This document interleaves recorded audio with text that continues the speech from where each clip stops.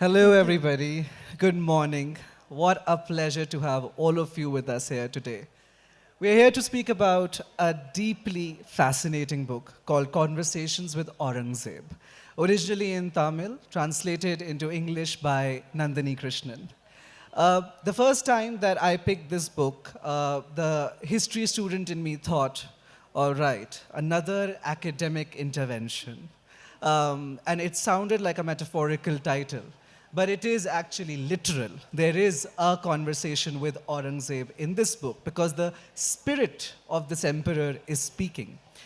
But before we delve into this session and I asked Charu why and how did he encounter the spirit of Aurangzeb, I must just read a few lines from one of the 6 prologues that precede the actual book.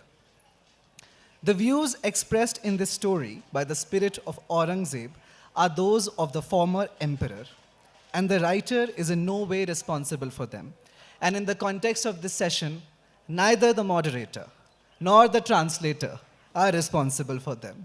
And with that, we begin this session. So, Charu, you were essentially going to write a book on a Catholic nun.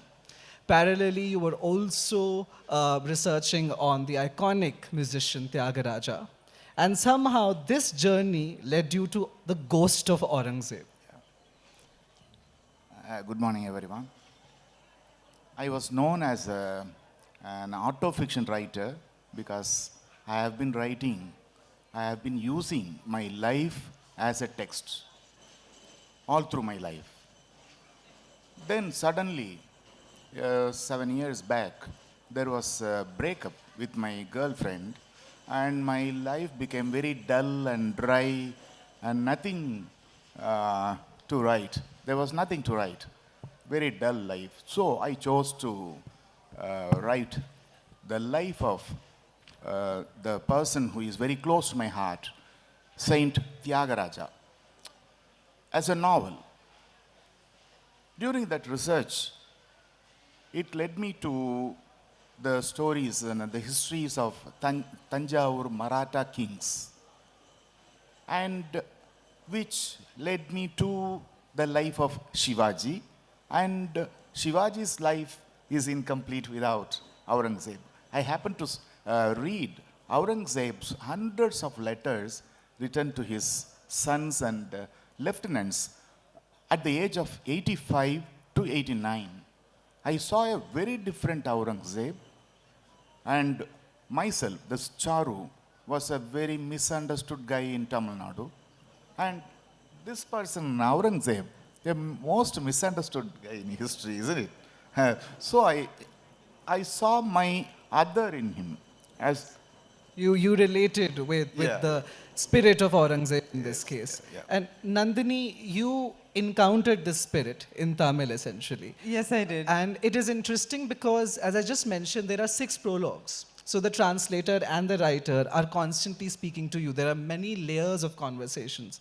And what I find very interesting about this translation, that is a word that I think we should use with caution because this is actually a book that is a collaborative exercise, the English version. The English version contains sections that are not in the Tamil version. And the prologue, one of the 6, mentions the word transcreation. But apart from the fact that they complement each other very well as a writer and translator, why they also get along is because they have a morbid sense of humor and they have 50 cats and dogs independently. I think about 100 between us. 100 between you. So, Nandini, when you encountered the ghost of Aurangzeb, why did you think that now he must speak in English? So Charu Nivedita is a postmodern writer in the sense that, you know, a lot of the Tamil novel is also about the process of writing it. Like he's mentioned me in the 13th chapter saying, I showed this to Nandini and she gave me feedback saying the first chapter is boring, so I'm writing this chapter.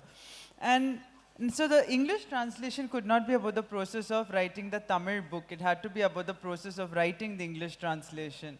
So I think there's also another ghost who's hiding in the first row, Rahul Soni, our editor.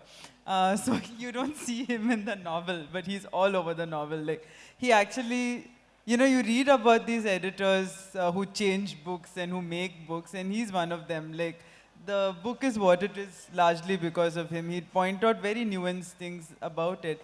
So there was an entire section we shifted. We created a character, we explained a character. My name is Bahubali in the book, and that's because he said, why is your name Nandini Krishnan, but the writer's name is not there? So we came up with a name for me. So I think, yeah, and there were many times when, I'd say this isn't, he also has a cult following in Tamil, so many of his recurring characters across novels didn't need introductions, whereas they did in English. And his sense of humor, again, it had to be kind of modified for an English audience to get the jokes. So I think, yeah, does that answer your question? Yes. But both of you are, of course, talking about a figure who I believe is always fresh of the oven of history. Aurangzeb's legacy is constantly questioned, debated. He's constantly in discourse. He never really goes out of discussion and discourse. So how was it, the process of, you talk about that you relate with his misunderstanding perhaps, but how was the process of actually making him speak and in the milieu that you're writing the book in? I would say this book is the story of Aurangzeb is very much relevant on these mad times. There is a lot of misunderstanding about postmodernism. Postmodernism questions the concept of authority, the power. It's not a literary genre. It's not a literary style. It's an invention. It's a discovery. It questions power. If you read the story of Aurangzeb, the concept of other, that is Krishna and Shakuni. The Shakuni is the other of Krishna.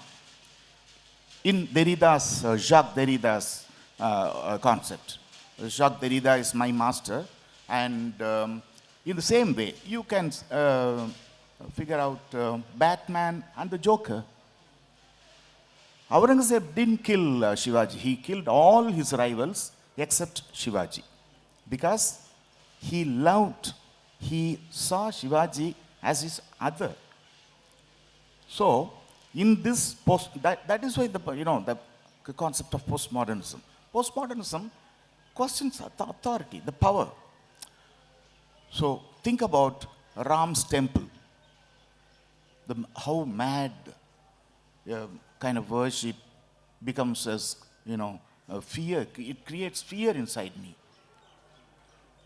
It's not a personal thing, if you worship Rama, it's your personal thing. But 90 crores or 100 crores of people worship Ram with fire and all. It creates fear in me. So that is why the story of Aurangzeb, he laments, he cries in his letters. So that's why I chose. Right. And Nandini, when you encountered his voice in Charu's book, what was your take on this? So like I said, there are Aurangzeb's voice, you mean? Yes. Yeah, so I think his voice in Tamil was very different from the voice that I'd been hearing all my life. And I also felt a lot of it needed to be modified because there were many things that I didn't agree with. For instance, let's say the author's perception of women as well as Aurangzeb's perception of women. Like there were cliches which I confronted him about. And, I think, and when it came to the women in the book, I felt those needed my intervention. So many times I think Aurangzeb and I have had arguments, one of which is recounted in the book, about where he has a problem with my militant veganism.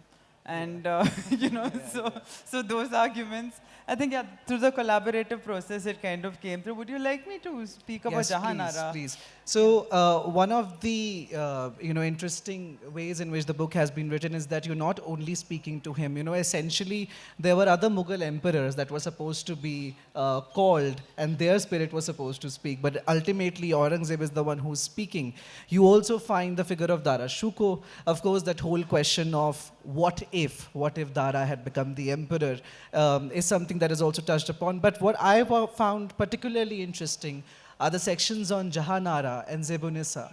the women of the Mughal Empire. And Nandini writing about this as a woman, hearing their story. Please read that excerpt out and also speak about it. How did you feel? So this part begins with Zawar Jahanara. She speaks through there's an Aghori who's carrying the voices of all these spirits. Empress of the world, Jahan Ara, Jahanara. And yet what life did I live, with all the riches of the world at my disposal, servants at my beck and call, and 8 elephants of my own? My mother, in all the 17 years I knew her, walked about the palace with a full womb and heavy breasts. I never knew the joy of the burden of milk-laden breasts and a childbearing womb. My body never knew the pleasure of a man's love. All I had to caress my flesh were jewels. Sometimes I would see the royal horses and elephants, fitted out with golden ornaments and opulent silks for their parades. And I would wonder how different I was from them. I too had my royal masters, and I was only safe for as long as I did as they bade me do. The men of the family could fill their zenanas with Rajputanis until their offspring had but a pint of Mughal blood. And yet God forbid that a woman should fall in love with a Rajput. It was the liberal Akbar who brought this rule in, The tolerant emperor who invited pandits and priests and fakirs and digambars to spiritual debates at the palace passed a law stating that no Mughal woman could marry a Hindu. So much for religious unity. The men have their interreligious unions, of course. 30 wives, 300 concubines, religion no bar. And we women must guard their izzat by remaining virgins or marrying the men they chose. I was in love, Honorable Katib. I loved a man intensely, a Rajput warrior. But in order for him to keep his life, we had to keep our secret. I could not know the comfort of home and hearth. Once, as my palanquin was passing Chandni Chowk, I saw a beggar woman feeding her children. 2 infants pumped their fists as they lay on her lap and suckled, one at each breast. Her rags left little to the imagination. Seeing her, I was so struck with envy that it felt as if a hot rod had pierced through my womb, clawed through my breasts, and struck my heart. And how was it reading this? Because of course you said that there were moments where you were confronting the voice of a man in the book, and yet here it is, Charu writing in the voice of a woman, and you translating it. How did that feel? Did you think that sensitivity he was able to pick on? Yeah, I was actually stunned by the Tamil version itself, which is a little different. I might have been a bit more graphic with possessing the anatomy that Jahanara does. Maybe I was a little more graphic and, in my descriptions. But the Tamil, the way he'd spoken of in a woman's voice, that quite startled me because I've not seen him do that. I've not read him in that aspect before. But when I translated it, so in the Tamil version, there's a lot more focus on Jahanara's spirituality. And he was saying, the way she controls her sexual desire and turns to the spiritual. And that felt like, the goddess or whore perception that we tend to have for women. So I felt that was not okay with me, and I don't think it would have been okay with her, the character that she is. So I told him we need to cut out a lot of this, and he wasn't happy at the beginning, but then eventually he was. And I think, this is one aspect of transcreation, because you are known as the translator. And I think someone was asking me about this, and I said, with usual translations, you feel a bit like the nanny who's babysitting someone else's child while your own is at home. My own novel's waiting to be written.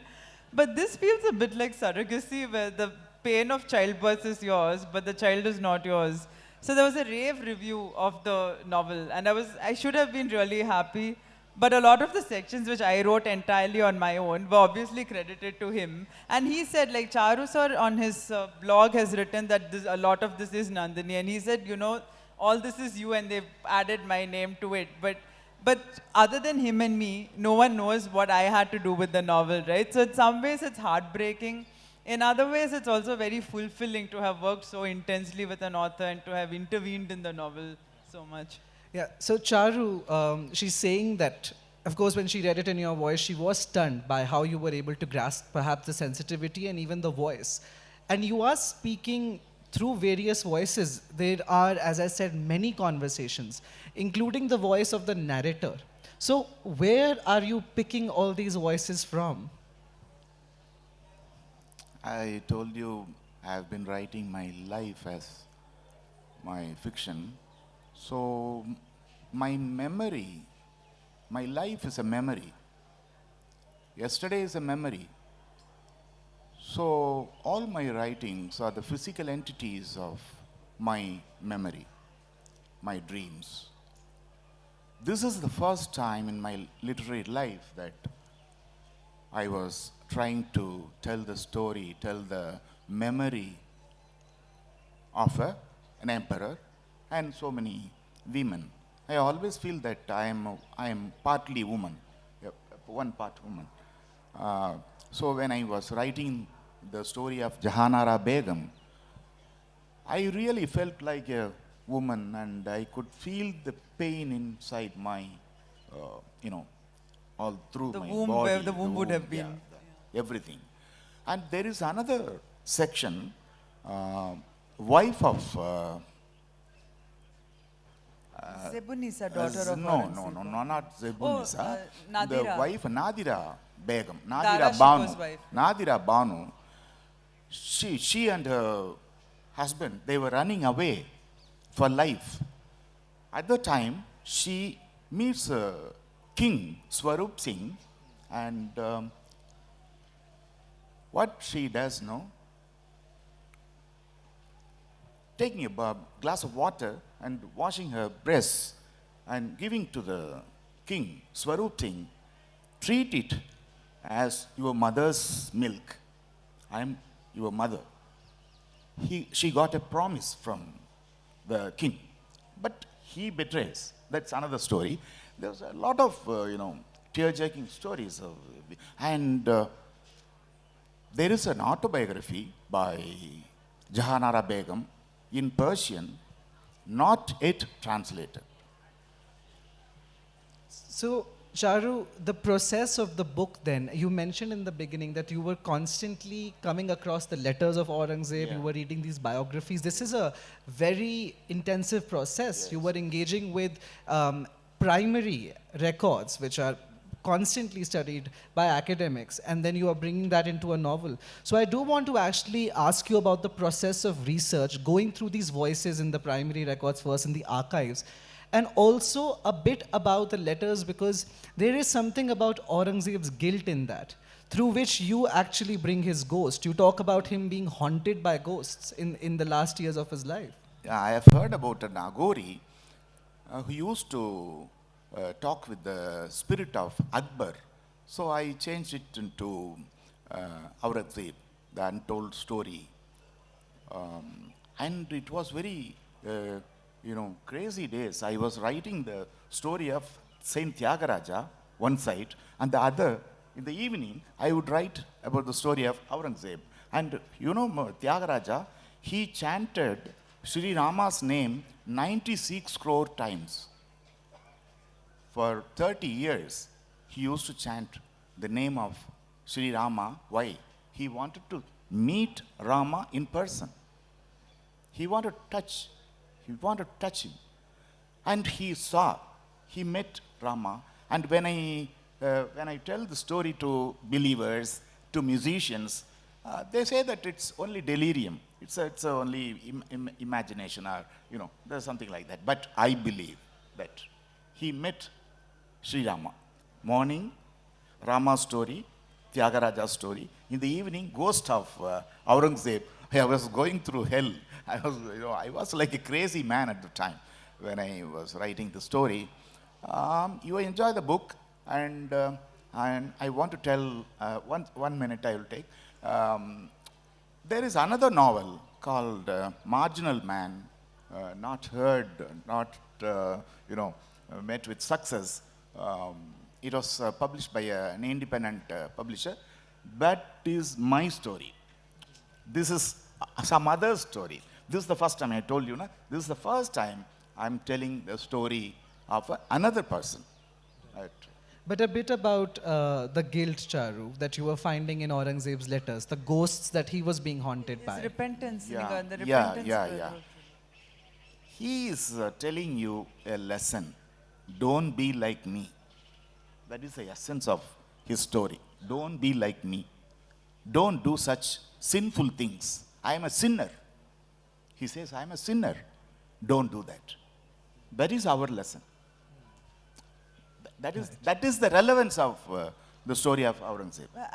About the primary research, I can answer that for you because a lot of the sources were available in Persian, and there is actually a very vibrant Urdu-speaking community in Madras, and that's where I learned Urdu as well. So some of them are also Persian and Arab scholars. So he had friends who would translate those primary sources verbally into Tamil.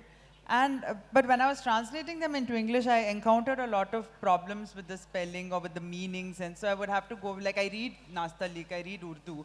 So I would go back to the original Persian and read and try and see if I could understand it. So with Google Translate, his friends, and you know, certain, or there are like, in Tamil, the p and b sounds, and there's no bh, there's no p. So all these things I had to fill in. So I accessed a lot of the primary sources as well. So how long did this process take? So he started writing the novel, I think, in 2019. We met in 2020. And since then, we've been working parallelly because I was translating it even as he was writing it. At that time, he told me it's going to be 30,000 words. It was 150,000 in the end. But the English book is much shorter. About the guilt also, he was saying, you know, as he read the letters, he says, he was saying, na aadi poite in Tamil, which means I was stunned, like I was yeah, astonished, like I was shaken by how poetically Aurangzeb expressed himself. And he also says, in Tamil, he speaks about how he becomes a Samiyadi, that's someone who's been possessed by a spirit. So you don't, you know, those things you see in, like those things you see in Tamil movies where a spirit possesses someone, they're dancing around in temples or whatever, like, and then they don't know what they're doing, they collapse in the end, they have no memory of it. He says that's how he wrote it. And I think I also, when I'm writing, I feel like something else is taken over, I'm not myself. So there are often times when both of us like, oh, you know that thing, that paragraph is so brilliant, and it would be us, ourselves who've written it. But it feels like someone else has. You feel like you're possessed in your own you're right. possessed. So I think that's where the spirit of Aurangzeb, his guilt, all of it comes through. And I think maybe that's why, to answer that earlier question, maybe that's why the voice of the woman in the early parts of Jahanara was so fluent. Because I was just thinking, how did you imagine what a woman who aches to have a child but cannot even have sex so would feel it comes like. as a stream of consciousness, Yeah. and then you put it down on page, and then you just sit back and you're overwhelmed by what you have just put down. You Yeah. can't even realize. Charu, you wanted to add Yeah. something. Nandini was telling about Samiyadi. So it's like in a possessed state I write. So the sessions, you know, with the audience, it doesn't go well because I am a very ordinary person here. I'm not a writer here. When I write, it's like a possessed, you know, it's like Samiyadi. What do you say for Samiyadi? Someone who's possessed by a Shaman. spirit. Huh? Yeah. Shaman. Not even shaman. There's no word for it. Like if you okay. guys have watched the Ponniyin Selvan movies, you know what happens after the dance where he's screaming Yeah, predictions. That's a kind of like possessed that. situation. If you see a Yakshagana artist, if you meet him in the makeup room, he would be a very ordinary guy who cannot take a glass of water, shivering, everything. But on the stage, he's a powerful, he's a demon, right? Like that, you know, I am like that. In my place, in my, you know, the laptop, I am a possessed man.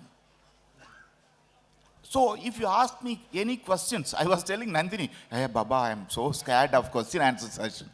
Because I don't have the answer for your questions. You know, I'm not a possessed fellow here.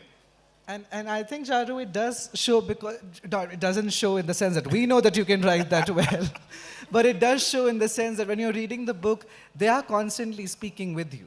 And that is what I found interesting, because it feels like it's not that you're justifying anything, but that you are open enough with your reader to say, dear reader, this is what happened in this instance. In those moments, I hear your voice and I hear your voice. You're breaking what people in cinema call the fourth wall. what was the process of breaking the fourth wall like? Because personally, I found it to be fascinating, even a bit startling, because at one point you're listening to an erstwhile emperor. At another point, you're talking to the narrator who is speaking to the emperor. At another point, you're listening to Charu. At another point, you're listening to Nandini. So it is these layers that make the book. So breaking the fourth wall, Charu, you go first and then Nandini.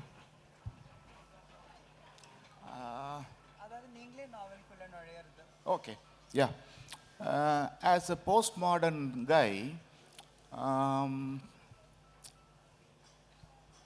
I told you I am always against power. What do you mean by that? What is power in this book? This is the Tamil version. I break this thing called power. As Roland Barthes said, author is dead.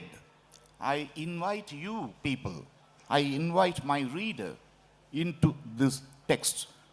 I give you only raw material for you to make a game. You and me, we are in a game.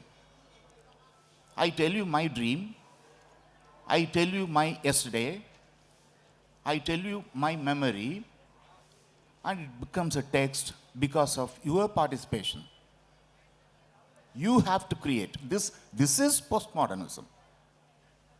I'm not an authority. I'm not an author. I'm not a writer. I give you the raw material. You play the game. That is postmodernism. Postmodernism is someone, it's a fashion to say postmodernism is dead. No. You destroy power in you. Don't apply this power to any human being or any being. A powerless, that is why I become spiritual. Right? But then as an author, you are there in the sense that neither he nor I is a fan of compromising on stances, and we are very against censorship of any kind, whatever it is. So, I think that, the thing is with Tamil publishing, and I think it's a case with all vernacular publishing, Hindi as well, there's no editing. Like the writer sends it in, it's proofread, and it's out. There's no process of feedback. Maybe it exists in very few.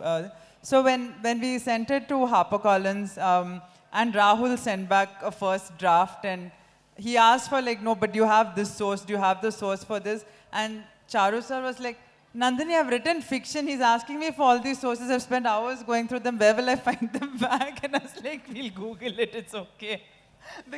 And then we had to do a legal read. And we'd also had this awful experience which we fit into the book. So there was this Armory Square Prize, and it was in the media. We went viral on Twitter with it and all that. So we were awarded the prize for a book which is yet to be translated. The prize was you send a sample. If you win, you get published by Open Letter Books in the US. And we were excited because finding an agent who's willing to take on your novel, we've had 5 agents tell us this is brilliant writing, but we don't know how to place it. If you're brown, and you either have to write an India story about a migrant or about caste, or ideally you have to be the most subjugated, the bottom of the privilege pyramid. Ideally the writer himself or herself or themselves has to be whatever. Or your character has to be that. So it's very hard to get an India story out there, or if you're Indian, to get any story out there. So we were really excited that, this is going to be published in the US, and that's a gateway. So we got this excited letter saying, you won this prize and everything. And then they said, after some time, they were like, can you send a couple of extra chapters? So I did, saying that, we might need to edit it out because some of university presses can't always publish everything, and I'm sure you understand. So we said, yeah, fine, we'll do whatever. And then they said, no, we are not in a position to give you the award, and I'm sure it had nothing to do with the censor. I don't know what politics went on behind it. But we went public with it, and I think they were shocked because they expected that. They said, but we'll still keep you on the shortlist. And I said, it would be an embarrassment to be associated with your prize if you don't have the spine to stand by what you said. So then they got their legal team on it, and then they said, no, they sent me a letter saying if you publish any more libelous things, we'll take you to court and whatever. And I'd already, I think they were just covering their asses because I'd said, we'll take you to court for emotional harassment for announcing a prize and then saying, no, but it was, they claimed that it was only, what is it? What's the word for it? Huh? No, they kind of, it was speculatively given, yeah. So, yeah, providentially, no, I think something like that. Yeah. I'm sorry, I've just like forgotten the right word. So then we decided, so when this legal read came back, and then they said we won't publish it. So then when the legal read came back, Charu sir was like, for the first time, one of the big five is publishing my book, let's do whatever they say, we'll edit out whatever they say. And Rahul, who is also a writer and translator, was like, no, I'll try my best, I'll fight for it and everything. But then if someone takes it to court, you are stuck for the next 5 years. And the book, all the awards will go by, the book won't be eligible. So then I said, let's write a section where, and I wrote this and then sent it to him for approval. So, yeah, I'll just read this out. Once, Aurangzeb told the writer firmly that he would have to drop the G while referring to a certain emperor, since that indicated respect, and he felt no need to show respect for his worst enemy. The writer tried to persuade the spirit that the G in the name of this Maratha emperor was part of his name and not a suffix that indicated respect. But the Mughal emperor was adamant. At this point, the writer first brought his hands together in a plea, and then, deciding this was no time to skimp on ceremony, fell at the Aghori's feet. He felt a sudden kinship with a sycophant who had once crawled under a table to seek his party leader's slippers. Shehenshah, I beg of you, the writer said. I have been writing for 40 years, and this is the first time the English translation of a novel of mine is being brought out by a mainstream publishing house. So far, it has been small independent presses who could barely convince bookstores to stock their output. I had a horrible experience just a few months ago. Bahubali and I were given an award for a translation sample, and the prize was publication in the US. We were so excited that we scripted the future of the novel. It would win the National Book Award, and then it would be published in the UK and win the Booker, and then I would get a Nobel Prize. But the day before we were to be announced as winners, the jury asked for another chapter and then said they had changed their minds because they were afraid of the perceived potential for controversy and legal action. By the way, a couple of members of the jury are lurking around here. They're there at every panel. Bahubali and I told them we would remove everything they thought was problematic, but then they told us they didn't have the time and resources to enter an editorial process. Then Bahubali turned Bhadrakali and fumed on Twitter, and they finally wrote an explanation on their website and then sent us a legal threat, asking us not to speak about the withdrawal of the award anymore. I asked Bahubali what she thought, and she said, it looks like it's been written by artificial intelligence software, but then there are grammatical errors, so probably not. I mean, what do you think of the legal threat, I asked. Oh, that's rubbish, Bahubali said. The only thing that's clear from this is that no publisher has a sense of humor, and lawyers never did. Also, we'll most likely never win a prize again. You see, the same people sit on every jury. So Bahubali and I will be blacklisted for awards. But there is a chance our work might be published. These publishers, HarperCollins India, have been kind enough to give us feedback and flag sentences that could cause controversy. I have now started censoring everything I say, even at home, to the detriment of my marriage because my wife says she isn't able to handle my sudden tameness. She has begun to suspect that I am being unfaithful. You see, censorship has put my personal life in jeopardy. But censorship is the only thing that can come to the rescue of my professional life.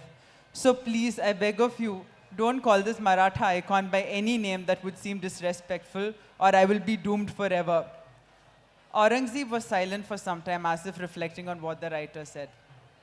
Finally, he sighed and said, I'm not used to being told what to do, but I feel sorry for you. So I shall accommodate this request. The writer looked up at the Aghori's eyes, grateful both for the emperor's benevolence and for the years of practicing Bhujangasana that had allowed him to make such a long speech in that position. A huge round of applause, please. Absolutely hilarious but stunning. You know, this is not in the prologue. This comes page 112. So constantly you are being spoken to, and truly the style of writing in this book makes you question whether there are any limits to the canvas of a writer. And before we open up to the audience, that is what I want to ask the two of you. I mean, you of course read out on censorship, but Charu, I would also like you to raise and show the thickness of the version, the This is Tamil version from the Tamil side. version. From the side, and this is the English version of the book 1,000 translated pages. by Nandini. So of course, I'm sure that when Nandini told Charu that you would have to find sources, you could see how thick that book is, and that would make anybody afraid. But before we open up to the audience, finally how limitless should the canvas of the writer be? Is there a limit to the canvas of the writer? Okay. Yeah, there is a lot of self-censorship there. So there is, self-censorship is, I'm scared of so many things. I wrote the 0 degree in a lipogrammatic style, and it is not translated as such. See? And the regional language writer's situation is very inferior. Very, very inferior. Okay. I've just asked him to say this in Tamil Yeah. because I think he can express him what he wants to say. அதாவது உங்களோட ஒரு எழுத்தாளரோட கற்பனைக்கோ எழுத்துக்கோ எல்லையோ தணிக்கையோ இருக்கக்கூடாது அப்படின்னு நீங்க நம்புறீங்களா? Whether I believe or not, there is censorship in the society. Huh? There is censorship everywhere.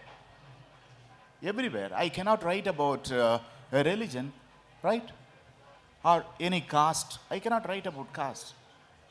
Unless there is a controversy or award, you are no one. You are nobody. And Nandini? So what I insist is, whether you believe as a writer, there is censorship in the society, in my family, with the publisher. You see, this is a book. And what I am, என்ன சொல்றது நான் வந்து as a Tamil writer, what to say? I feel like an inferior being. Without a controversy or without an award, you are nobody. I am a rock star. I am a superstar in my language. But in Karnataka, I was sitting in 3 bookshops. No one came for a signature. So basically it boils down to the fact that an author essentially has to bend backwards and do whatever one is asked to, because we've reached a stage, I think, so this is a problem I have with, I also do stand-up comedy, and I think there's absolutely no scope for humor. This cancel culture we were talking about yesterday. So many things which, let's say, were in Seinfeld, which is one of my favorite shows, Larry David early on, Curb Your Enthusiasm. So many of those things cannot be said now, and they are hilarious, but it won't be tolerated now. So this cancel culture is so strong, we've completely lost our sense of humor, I think. And for me, I'm very, very firm about the fact that I will stand up for what I say. It doesn't matter if people call for my deplatforming, I won't apologize. And I told him, neither should you. So we said, no, he said, and Rahul also, really stood up for us and said, no, let this pass, let that pass. So I think this fight has to happen at this scale, because in one's desperation to be published, let's say a vernacular writer to be published in English, and an English writer to be published abroad, the desperation is so much that you will allow all sorts of gatekeeping. So I really admire authors who say, no, I stand by what I've written, and that's someone I aspire to be, and I hope at a small level we've done that here. And I it want does to add that. one more thing. Please allow me.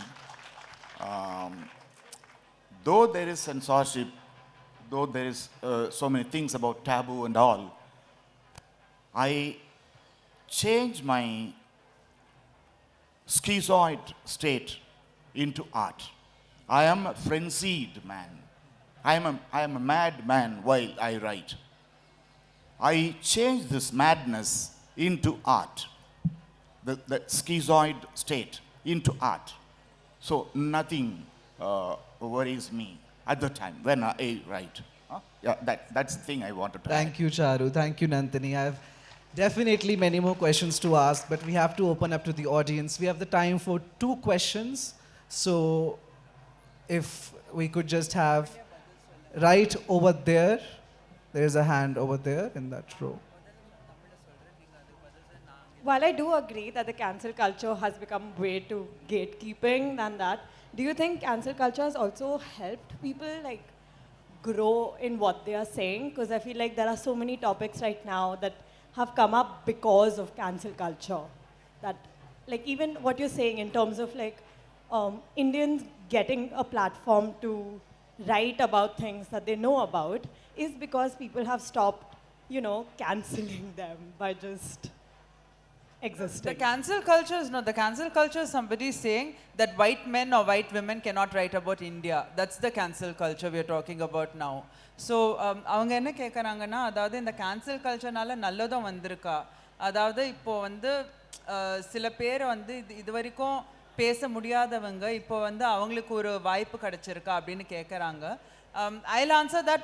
In my opinion is that you don't need cancel culture for that. You do need people to question. You can question, you don't have to cancel. உங்களோட அபிப்பிராயம் sir, அதாவது அவங்க வந்து கேன்சல்ன்றது அது இந்த மாதிரி ஒரு இந்த கேன்சல் கல்ச்சர்ன்றது வந்து இப்போது நீங்கள் எழுதினதை வந்து அடியோட எந்த ஒரு பிளாட்ஃபார்ம் எந்த ஒரு மேடையும் கொடுக்கக்கூடாது அப்படின்றது, நீங்கள் இந்த மாதிரி எழுதியிருக்கக்கூடாது, பெண்களை பற்றி இப்படி எழுதியிருக்கக்கூடாது அப்படின்றது, அதுக்கு நீங்கள் தமிழே பதில் உங்களோட அபிப்பிராயம்? நான் ஏற்கனவே சொன்னேன், என்னை வந்து ஒரு மோஸ்ட் மிஸ் அண்டர்ஸ்டுட் கை, அதுதான் ரொம்ப என்ன தவறாக புரிந்து கொள்ளப்பட்ட ஒரு மனிதனாக தான் இருக்கிறேன். Yeah, so even அதாவது 0 degree அந்த இதை பற்றி சொல்லி அந்த சுஜாதா சொன்னது அதெல்லாம் சொன்னேன். Yeah, I told you, no, my life was so colorful, like, you know, you would have watched the web series Lucifer. My life is like that. I was a beggar for some time, for some years. I was a petty thief, pickpocket for some years. I was a catamite for some years. So colorful. Life was so colorful. So at a certain point of time, I told you, because of the breakup with my girlfriend, so life went very dry and dull. So I chose to write about Aurangzeb. See, a cautionary tale Charu did say in the beginning that Q&As will be a little different, that the question would be a bit different and the answer would be a bit different too. He said that. Yeah, so basically to answer your question he says that he's always been misunderstood. When his debut novel 0 Degree came out, he was called a misogynist, he was called pornographic writer. Someone said that you know this book is just shit. Literally, so a very famous Tamil writer, because of which people refuse to stock it and sell it. So he has been a victim of the cancel culture. So he was in agreement with what I said, and that you can question, but why cancel without giving the other person an opportunity to answer? Yes. One more question right over there, towards your left. Yes. One. Hello. My question is there, you know, in a healthy democracy like ours, I suppose to be. In a healthy democracy, you said. I suppose to be. That's why I'm putting the word. I suppose to be. It's supposed to be. My question is that, you know, where the freedom of expression is there, if censorship comes, you know, you like or dislike something in a genuine way, in a raw way, then there is no problem. But what happens when the state you know, subjectifies something or censors in a systematic manner, it stops something, then how, you know, delusional is that thing?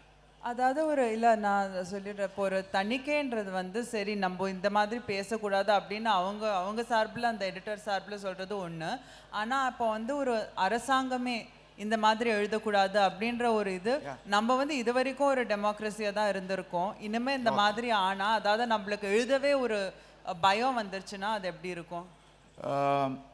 Baba, the situation is very oppressive. You please read George Bataille's novel Story of the Eye. I have translated the novel 25 years back, and even now I couldn't get any publisher for that. Story of the Eye by George Bataille. அது தணிக்கைனாலையா sir? தணிக்கை தான் அது அந்த language இருக்கு, அதாவது it's full of it's like a porn story. It's like a தமிழ்ல உங்களுக்கு இது வரைக்கும் பப்ளிஷர் கிடைக்கல? No. Okay. So because it was written, the narrative was porn style. ஆனா அரசாங்கமே ஒண்ணு இப்ப நீங்க அந்த கருணாநிதி பத்தி My fellow கலைஞரை பத்தி writers. எழுதினது அது மேபி சொல்லலாம் நீங்க. Because no one reads in Tamil Nadu. So don't care. They don't care. When I write about Karunanidhi's chief minister, it is published in Kerala, and they talk about that. I'm more popular in Kerala than Tamil Nadu. No one thinks. தமிழ்நாடுல அது வந்து இந்த பப்ளிஷர்னால வந்த பிரச்சனை as in அவங்க publish பண்ண முடியாதுன்னு சொன்னாங்க ஆனா அரசாங்கம் வந்து உங்களை எந்த விதத்திலயும் தணிக்கை செஞ்சிருக்கா இது வரைக்கும் No, not yet. Okay. So yeah, he says No not censorship by the government because I told you, no one reads.